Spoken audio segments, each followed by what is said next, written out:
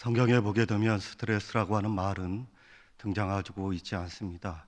그러나 스트레스라고 하는 돋보기 안경을 끼고 살펴보게 되면 스트레스를 받은 사람들이 참 많이 등장하고 있습니다. 모세는 80세에 하나님의 부르심을 받자 하나님, 제가 이러한 처지인데 어떻게 사역을 할 수 있겠습니까? 라고 말을 하며 스트레스를 받았습니다. 그리고 또 구약의 모든 선지자들 역시 스트레스를 받았던 사실을 발견할 수가 있습니다. 그리고 신약의 사도 바울 역시 스트레스를 받았던 사실을 우리 성경을 통해서 찾을 수가 있습니다. 심지어는 우리 예수님도 스트레스를 받았다는 사실을 알고 계십니까? 마가복음 14장 34절에 보게 되면 내 마음이 심히 고민하여 죽게 되었다라고 하는 말씀이 등장하고 있습니다. 여러분, 이것은 죽을 정도로 심각한 고난과 스트레스를 받았던 우리 예수님의 모습을 보여주고 있습니다. 이렇게 예수님 역시 스트레스를 받았는데 하물며 우리와 같은 범인들이 어떻게 스트레스를 안 받고 살아간단 말입니까? 그렇지 않습니까, 여러분? 그렇다면 예수님까지 공격을 했던 이 스트레스는 과연 죄일까요? 아니면 죄가 아닐까요? 이것은 죄의 문제가 아니라 행복에 관한 문제입니다. 즉, 다시 말씀드리겠다면 스트레스라고 하는 것은 결코 죄가 아니라는 겁니다. 문제의 핵심은 우리가 받고 있는 이 스트레스를 어떻게 해결하고 극복하고 나아가는 것이 문제의 핵심이 됩니다. 왜냐하면 스트레스라고 하는 것은 우리의 인생에 있어서 행복과 직결되어 있기 때문이라고 볼 수가 있습니다. 그러면 여러분, 이 스트레스가 과연 무엇이라고 알고 계십니까? 짧게 요약을 하게 되면 스트레스란 사람이 살아가면서 외부로부터 받는 심한 고통에 대한 나의 내면에서 나타나고 있는 어떤 증상과 반응 상태를 말하고 있습니다. 문제는 내가 이 스트레스를 잘 감당하면 되지만은 잘 감당하지 못하게 되면 이거 사단이 나게 됩니다. 그래서 먼저 생각해 볼 것은 이 스트레스에는 여러 가지 증상들이 나타난다는 겁니다. 그 첫 번째 증상은 사소한 문제에도 지나치게 화를 내는 경향이 있다고 합니다. 어느 목사님께서 담임 목사로 처음 부임해 가서 사역을 했던 모 교회에 모 집사님이 계셨다고 합니다. 그 집사님께서는 아무것도 아닌 일에 자주자주 화를 내시곤 하셨다고 합니다. 식당 봉사를 하게 되면 싱거울 수도 있고 짤 수 있는 것도 아니겠습니까? 그런데 그걸 가지고 신경이 예민해져 가지고 화를 내시고 짜증을 종종 내곤 하셨다고 합니다. 또 누군가 교회 안에서 자기에 관한 말 한마디만 하게 되면 인상을 쓰며 난리를 쳤다고 합니다. 여러분, 왜 그런 줄 아십니까? 성령이 충만한 것이 아니라 스트레스가 충만해서 그렇다라고 볼 수가 있습니다. 그리고 두 번째 증상은 사람들과의 관계에서 자꾸자꾸 어려움이 생기게 됩니다. 스트레스가 많아지게 되면 모든 것이 귀찮아지고 짜증이 나게 됩니다. 그리고 괜히 마음이 우울해지고 그렇습니다. 그러다가 아무 의미 없이 불쑥한 말이 다른 사람들에게 상처를 입히긴 합니다. 그리고 이 스트레스는 전염성도 아주 강합니다. 때문에 이 사람이 가는 곳마다 마치 가시처럼 찌르고 상처를 주니까 사람들과의 관계가 굉장히 불편해지고 어려워지고 깨지게 됩니다. 이때 우리는 이런 사람들을 보면서 어떻게 분별을 해야 될까요? 저 사람 예민하네, 저 사람 되게 열받았네, 저 사람 스트레스가 충만하네 라고 분별을 해 나가야 됩니다. 그리고 세 번째 증상은 항상 걱정거리가 마음에서 떠나가지 않는다고 합니다. 스트레스가 많아지는 사람들은 걱정 안 해도 될 일을 걱정을 하게 됩니다. 허구한 날 쓸데없는 걱정과 고민에 빠져 있습니다. 그래서 멀쩡한 남편을 보면서도 저러다가 직장에서 잘리는 거 아니야? 또 몸이 조금만 아프기만 해도 이거 암덩어리가 아닌가? 또 남편이 한두 시간만 늦게 들어와도 어디에서 술 먹다 꽝하고 넘어진 거 아닌가. 또 아들과 딸들이 조금만 늦게 들어와도 이거 가출한 거 아니야 라고 생각을 한다는 것입니다. 있지도 않은 일에 부질없이 걱정을 한다는 겁니다. 여러분, 이런 사람들을 보게 되면 어떻게 진단을 하셔야 될까요?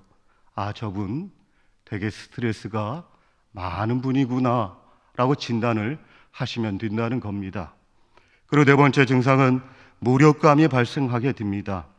스트레스가 심해지면 나중에는 아무것도 하기가 싫어집니다.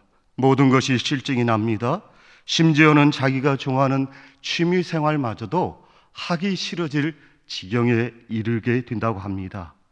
여러분, 바로 이때가 언제일까요? 성령 충만할 때가 아니라 스트레스가 충만할 때라고 생각하시면 됩니다. 또 이런 증상을 가지고 있는 분들은 종종 어디론가 훌쩍 떠나고 싶은 마음이 생기게 될 때가 있다는 겁니다. 여러분, 바로 이때가 언제라고요? 성령 충만할 때가 아니라 스트레스가 충만하고 내 마음이 고날 때라고 생각하시면 됩니다. 그러면 여러분, 이 스트레스라고 하는 거 다 해로운 걸까요? 아닙니다. 소위 말해서 유스트레스라고 하는 것이 있습니다.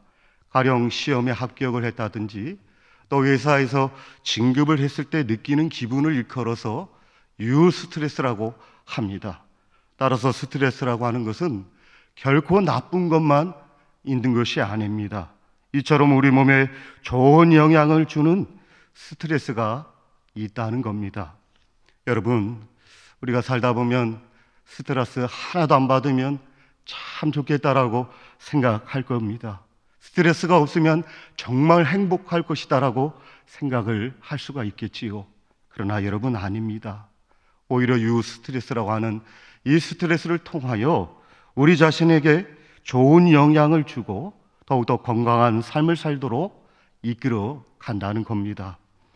그리고 스트레스는 또 어떤 생각을 하면서 우리가 쉽게 오해하기 쉬운 것이 무엇이냐면, 대부분의 스트레스는 밖으로부터 내게 다가와서 나를 괴롭히는 것으로 생각을 한다는 겁니다. 그런데 여러분, 흥미로운 사실은 대부분의 스트레스는 밖에서 시작되는 것이 아니라 내 안에서 시작이 된다는 겁니다. 물론 표면상으로 보게 되면 밖으로부터 오는 것 같습니다. 그러나 내면적으로 보게 되면 자기 스스로가 자꾸 자신의 환경의 노예가 되고 포로가 되고 있습니다. 좀 예를 들어 보게 되면, 우리가 운전을 하다 보게 되면 정말로 징글징글한 놈들 종종 만날 때가 있습니다. 지금은 많이 점잖아졌지만 제가 운전을 할 때 누가 제 차 앞쪽으로 갑자기 끼어들게 하거나 새치기를 하게 되면 그냥 놔둘 수가 없었습니다. 어찌 놔둘 수가 있겠습니까? 아니, 저렇게 무례한 자가 있는가? 마치 박치기라도 할 모양새로 그 차 앞쪽으로 손살같이 전력 속으로 들어갈 때가 있습니다. 그리고 일부러 째려보기도 합니다. 째려볼 때 등치가 산만하게 되면 미안하다는 식으로 쌍까바퀴를 종종 칠 때가 있습니다. 여러분, 이게 뭡니까? 비록 외부에서 상황이 발생했지만 자기 스스로가 열받아가지고 스트레스를 받은 것입니다. 이렇듯이 대부분의 스트레스는 밖에서 나에게 다가오는 것이 아니라 나의 내면에서부터 시작된다는 사실을 우리는 기억을 하셔야 된다는 것입니다. 그렇다면 우리가 살아가는 동안에 필연적으로 만날 이 스트레스는 어떻게 대하면서 살아가야 될까요? 첫 번째는 긍정적으로 대해야 합니다. 긍정적인 태도가 스트레스를 극복할 수 있는 비결이 됩니다. 똑같은 일이라도 부정적으로 생각을 하게 되면 훨씬 더 많은 스트레스를 받는다고 합니다. 생각하는 것도 하나의 습관이기 때문에 자신이 노력하면 얼마든지 고칠 수가 있습니다. 여러분, 한번 자신의 근에 대해서 한번 깊이 생각해 보십시오. 내가 어떻게 생각하고 내가 어떻게 행동하는지에 대해서 한번 생각해 보시길 바랍니다. 만약에 내가 늘 부정적으로 생각을 하다든지 아니면 늘 한쪽으로 치우쳐 생각을 한다든지 하면 어떻게 될까요? 그런 분들은 아마도 다른 사람들과 비교했을 때 더 많은 스트레스를 받는 분이라고 볼 수가 있습니다. 그러기에 생각하는 방법이나 행동이 잘못되었다고 한다면 그 즉시 고쳐 나가야 합니다. 상담학에서 이것을 이끌어서 인지요법이라고 합니다.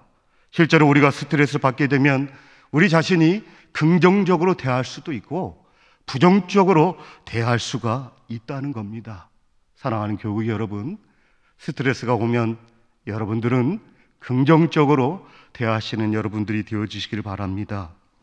그리고 두 번째로, 다가오는 스트레스에 대해서 너무나 감정적으로 반응해서는 안 된다는 겁니다. 이것을 일컬어서 영어로는 리액션이라고 합니다. 예를 들게 되면 누가 나를 향하여 욕하고 뺨을 때렸다고 하면 나는 더 열받아서 그를 향하여 욕하고 뺨을 때리고 하는 것을 일컬어서 리액션이라고 합니다. 하지만 여러분, 우리가 이렇게 너무나 감정적으로 대립을 하고 반응을 하게 되면 어떻게 될까요? 우리 자신이 복수의 늪에 빠지게 된다는 겁니다. 그렇기 때문에 누군가 나를 향하여 뺨을 때리고 욕을 했습니까? 뭐 밟았네, 이렇게 생각하지 마시고 그때 이렇게 생각하십시오. 날 때리고 싶어? 어디 한번 더 때려봐. 나를 향하여 욕하고 싶어? 그래, 더해, 더해라고 반응하는 것을 일컬어서 프로액션이라고 한다는 겁니다. 때문에 사랑하는 교우 여러분, 우리가 스트레스를 올 때 너무 감정적으로 반응하지 마시고 창조적으로 반응하시는 여러분이 되어주시기를 바랍니다. 그리고 세 번째로, 스트레스는 피한다고 되는 것이 아니라는 겁니다. 제가 어릴 적에 겨울철에 동료들과 함께 꿩 사냥을 다닌 적이 있습니다. 그때 꿩이 막 하고 도망을 가다가 머리만 땅속에 콕 하고 숨는 것을 종종 볼 때가 있었습니다. 머리를 땅속에 콕 하고 쳐박으면 숨는 것 같다라고 생각을 하는 것 같습니다. 하지만 여러분, 머리를 땅속에 콕 하고 쳐박는다고 해서 숨는 것입니까? 결코 숨는 것이 아니라는 것이죠. 이와 마찬가지로 우리가 스트레스가 싫어가지고 이리저리 도망을 친다 한다고 해서 그 스트레스가 남아있거나 해결되는 것이 아닙니다. 그것은 마치 머리를 땅속에 콕하고 쳐박고 있는 꿩과 같다는 것입니다. 때문에 우리는 스트레스가 올 때에 당당하게 맞서야 됩니다. 그럴 때 승리할 수 있다는 겁니다. 그리고 네 번째로, 스트레스에는 반드시 하나님의 목적이 있다는 사실을 깨달아야 합니다. 하나님께서는 스트레스를 사용하셔서 당신의 목적을 우리에게 가르쳐 주십니다. 우리를 자꾸자꾸 열받게 하셔서 병악한 인생으로 전락하게 하시는 분이 아닙니다. 이 스트레스를 사용하셔서 우리에게 있어서 더 멋진 인생으로 살기 위해서 스트레스를 사용한다는 겁니다. 즉, 다시 말씀드리자면 하나님께서 왜 우리에게 스트레스를 허용할까요? 나의 발전과 성숙을 위해서 스트레스를 사용하고 있다는 것입니다. 때문에 이 사실을 깨닫고 스트레스와 당당하게 맞서 거뜬하게 극복하시는 여러분이 되어주시길 바랍니다. 자, 그렇다면 이번에는 이 스트레스를 어떻게 극복할 수 있는지에 대해서 오늘 말씀을 통해서 살펴보고자 합니다. 제일 먼저는 우리는 지금도 사랑을 받고 있는 존재임을 알 때 우리는 이 스트레스를 극복해 나아갈 수가 있습니다. 오늘 4장 1절에 보게 되면, 그러므로 나의 사랑하고 사모하는 형제들, 나의 기쁨이요 면류관인 사랑하는 자들아, 이와 같이 주 안에 서라고 기록이 되어져 있습니다. 여러분, 스트레스를 이기는 가장 중요한 방법은 무엇보다도 바로 하나님의 사랑입니다. 우리를 향한 하나님의 사랑을 느끼기만 한다고 한다면 그 어떤 스트레스가 와도 우린 너끈하게 이겨낼 수가 있습니다. 왜 그럴까요? 우리가 믿는 하나님은 우리 인생의 고난의 문제나 우리가 겪고 있는 스트레스보다 더 크신 하나님이 되시기 때문에 그렇습니다. 빌립보 성도들은 하나님으로부터 사랑을 받고 주의 종으로 앞에서 늘 사랑을 받는 존재들이었습니다. 이는 우리도 마찬가지가 아닙니까? 우리도 하나님으로부터 사랑을 받고 있습니다. 믿음의 지체들로부터 우리는 사랑을 받고 있는 존재인 줄 믿으시길 바랍니다. 또 우리는 누구를 향하여 기도할 수도 있겠지만 또 다른 분들은 우리를 향하여 기도를 하고 있습니다. 이 사실을 인지하고 이 사실을 기억하고 있다고 한다면 그 어떤 스트레스가 와도 우리는 너끈히 당당하게 이겨내 날 수가 있습니다. 그리고 두 번째는 다른 사람을 도우며 섬길 때에 스트레스를 이겨낼 수가 있습니다. 오늘 본장 2절을 주목해 보십시오.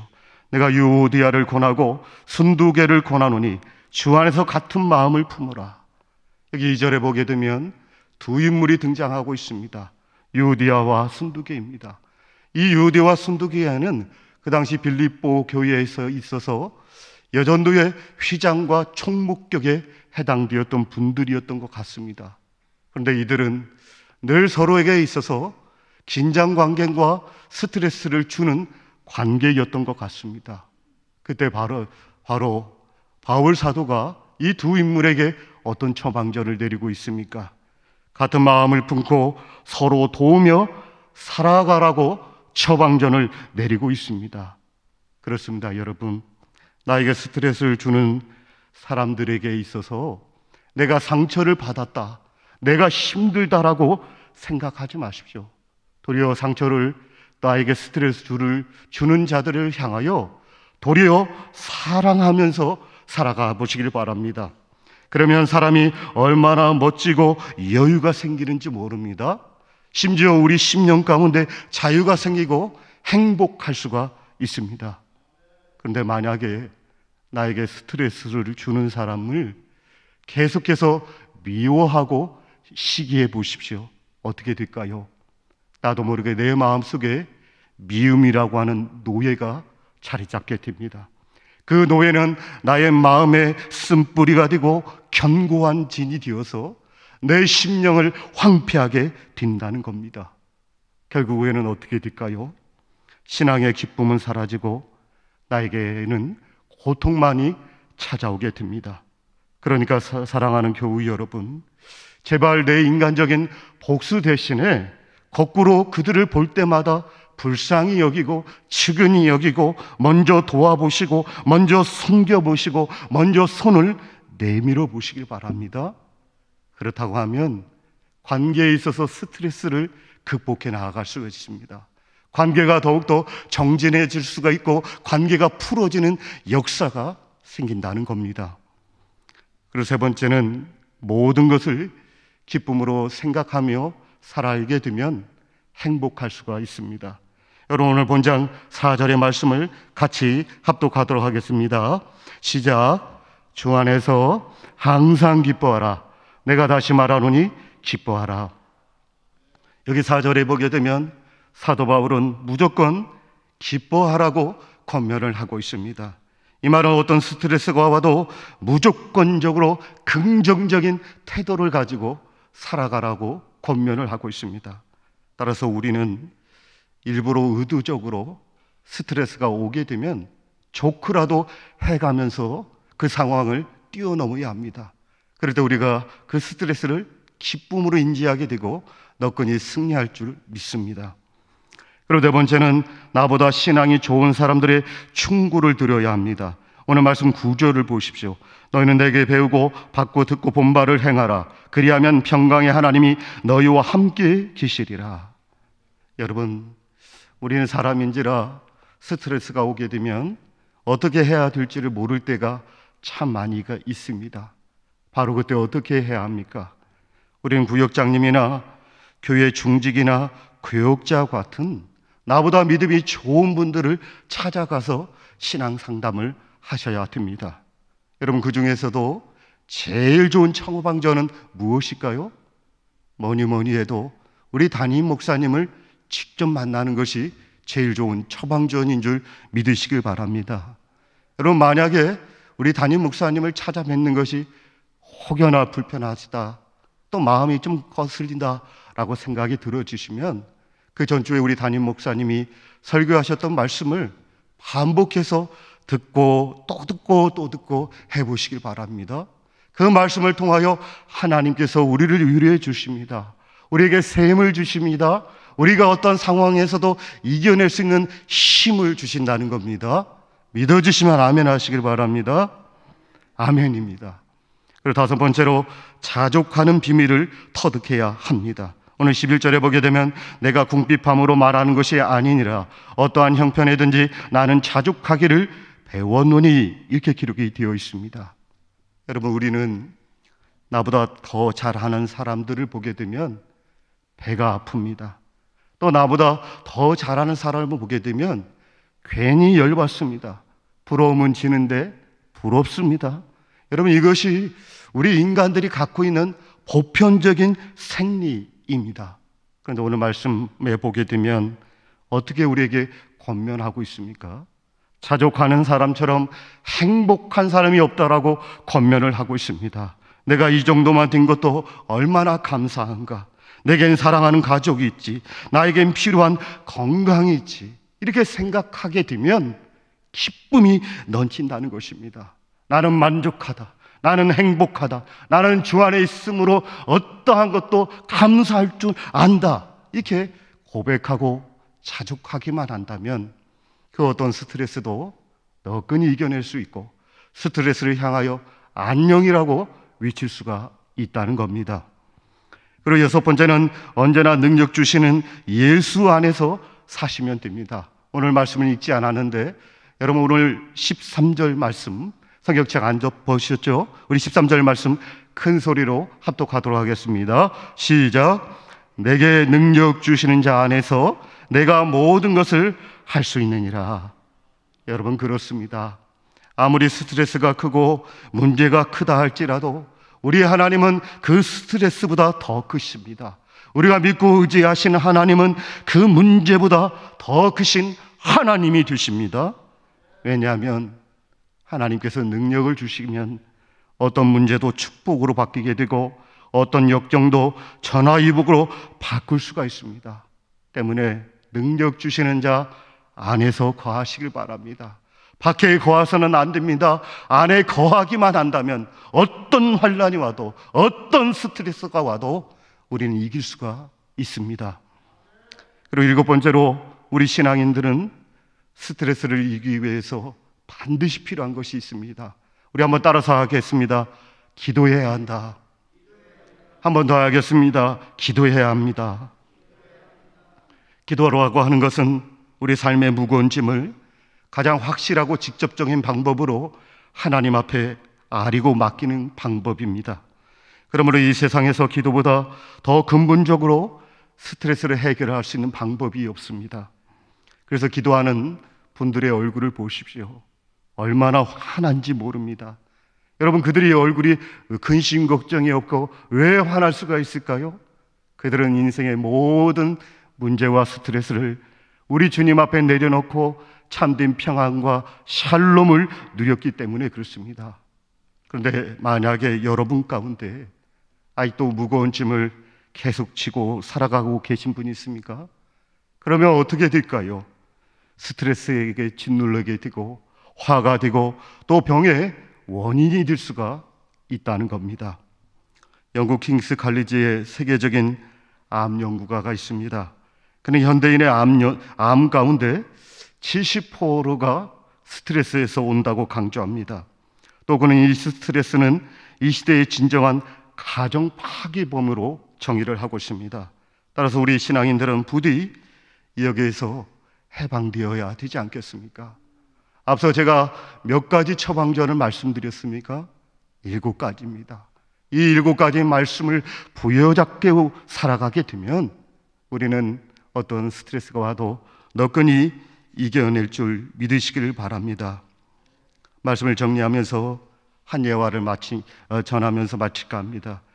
미국 미시간 대학의 루이스 포먼 박사는 해고된 직장인, 미망인, 사업 실패자 중에서 고난과 스트레스를 이겨내고 이전보다 더 나은 삶을 살아가는 자들 혹은 성공 사례를 조사해 보았다고 합니다. 여러분 놀라지 마십시오. 그들은 한결같이 매주일 교회에 나아가서 믿음을 키웠던 자라고 발표를 했다고 합니다. 퍼먼 박사는 믿음은 사람을 새 사람으로 변화시킨다라고 주장하고 있습니다. 때문에 사랑하는 여러분, 우리 안에 예수님이 있지요? 예수님을 가진 자들은 믿음이 있습니다. 이 믿음만 있으면 어떠한 스트레스와도 당당히 싸워 이길 수 있는 자인 줄 믿으시길 바랍니다. 마치 로마 지하 감옥에서 흐린 눈을 부벼가며 여러 성도들을 위해 기쁨의 서신을 써내려갔던 사도 바울이 될 수가 있습니다. 왜 그럴까요? 우리는 우리의 힘과 지혜와 지력으로 사는 존재가 아닙니다. 하늘 아버지가 주시는 지력과 능력과 권능으로 살아가는 것이 우리의 존재들입니다. 때문에 이 사실을 인지하여 어떤 스트레스가 와도 당당하게 맞장서서 승리하시는 여러분과 제가 되어주시기를 예수님의 이름으로 축원합니다. 하나님 아버지, 우리가 어떠한 인생의 역경과 환난 속에서도 긍정적이며 창조적인 자세를 잃지 않고 스트레스와 당당하게 맞서 승리할 수 있는 우리 그리스도인들이 되게 하여 주시옵소서. 이 모든 말씀 존귀하신 예수 그리스도의 이름으로 기도하옵나이다. 아멘.